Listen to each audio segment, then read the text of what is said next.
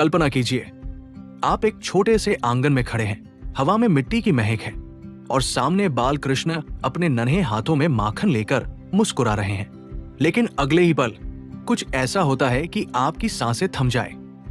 स्वागत है the divine गाथा में, जहां आज हम सुनाने जा रहे हैं उस अद्भुत घटना की कथा जब माता यशोदा ने अपने लाल श्री कृष्ण का विराट रूप देखा।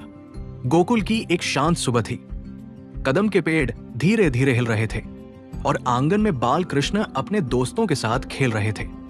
तभी अचानक कुछ बच्चों ने शिकायत की, माँ यशोदा, कन्हैया तो मिट्टी खा रहा है।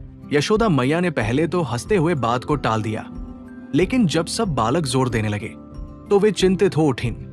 वे धीरे धीरे कृष्ण के पास आई और बोली, लाला, क्या तुमने मिट्टी खाई है? कृष्ण ने अपनी मासूम आंखों से ऊपर देखा और भोलेपन से कहा, नहीं मैया, मैंने मिट्टी नहीं खाई। पर यशोदा को विश्वास न हुआ। उन्होंने कहा, अगर नहीं खाई तो मुंह खोल कर दिखाओ। कृष्ण हल्की मुस्कान के साथ अपना नन्हा सा मुंह खोलते हैं और जो दृश्य मैया यशोदा देखती है वो इस संसार का नहीं था। यशोदा को लगा जैसे उनके सामने कोई ब्रह्मांड खुल गया हो। मुंह के भीतर उन्हें पूरी पृथ्वी दिखाई दी, धरती, पर्वत, महासागर, बादलों के बीच चमकता सूरज और नक्षत्रों से भरा आकाश।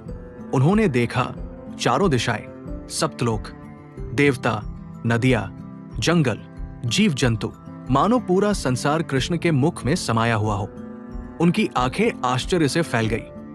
वे देख रही थी असंख्य ग्रह, अनगिनत तारों की चमक, सृष्टि का आरंभ और अंत, जैसे ब्रह्मांड का द्वार उनके सामने खुल गया हो। और फिर उन्होंने खुद को भी देखा। हाँ, यशोदा ने अपने ही स्वरूप को कृष्ण के मुख में पाया। कृष्ण को गोद में लिए हुए क्षण भर के लिए उनका तन मन स्तब्ध रह गया। उनके हाथ कांप उठे और दिल में एक अजीब सी धड़कन दौड़ गई। उन्हें समझ आने लगा था कि ये बालक साधारण नहीं है, ये वही है जो समस्त विश्व का आधार है, स्वयं भगवान विष्णु, स्वयं कन्हैया। पर जितनी जल्दी ये दिव्य दृश्य प्रकट हुआ, उतनी ही तेजी से विलुप्त भी हो गया। कृष्ण फिर से वही माखनखोर, मुस्कुराता हुआ नन्हा बाला बनकर सामने खड़ा था। यशोदा की आंखें अभी भी भ्रमित थी, पर मां का हृदय तो प्रेम से भरा था। कृष्ण ने धीरे से उनका आंचल खींचा और कहा, मैया, अब तो मान जाओ, मैंने मिट्टी नहीं खाई। यशोदा मुस्कुराई, उन्हें गोद में उठा लिया और कसकर सीने से लगा लिया। उनके मन में अब कोई संदेह नहीं था।